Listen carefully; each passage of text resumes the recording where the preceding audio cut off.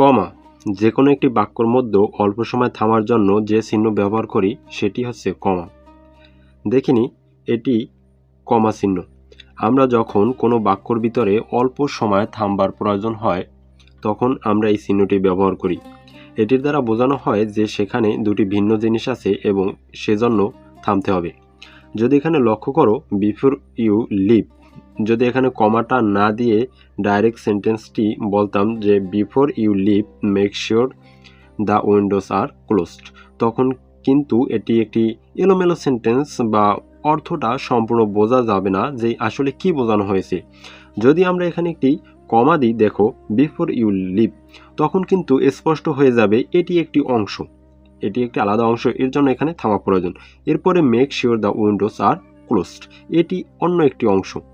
তাহলে আমরা ক্লিয়ার হতে পারবো যে আসলে সেন্টেন্সটি ভিতরে দুইটি পার্ট রয়েছে। যদি এখানে লক্ষ্য করো টু সেপারেট আইটেমস, দুইটি ভিন্ন অংশ থাকবে অথবা দুইটি ভিন্ন জিনিস থাকতে পারে, সেজন্য আমরা কমা ব্যবহার করে থাকতে। যদি এখানে একটি উদাহরণ দেখো, যেমন Ramim, Jihan and Shams open up A business. এখানে যদি লক্ষ্য করো রামিম এবং জিহানের মাঝে কিন্তু কমা দেওয়া হয়েছে।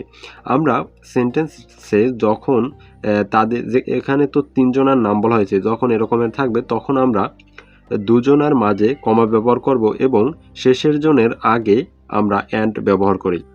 এরপরে যদি দেখি আবার এটি সাবজেক্ট হিসাবেও আমরা ব্যবহার করতে পারি, এবং যদি আমরা অবজেক্ট হিসাবে দেখি তাহলে যদি এখানে দেখো আই স এ ডাক পিজন অ্যান্ড এ হর্স, এখানে যদি লক্ষ্য করো এখানে অবজেক্ট হিসাবে ডাক, তারপরে কিন্তু আমরা কমা ব্যবহার করেছি, পিজন লিখেছি এবং শেষেরটির আগে আমরা অ্যান্ড ব্যবহার করেছি।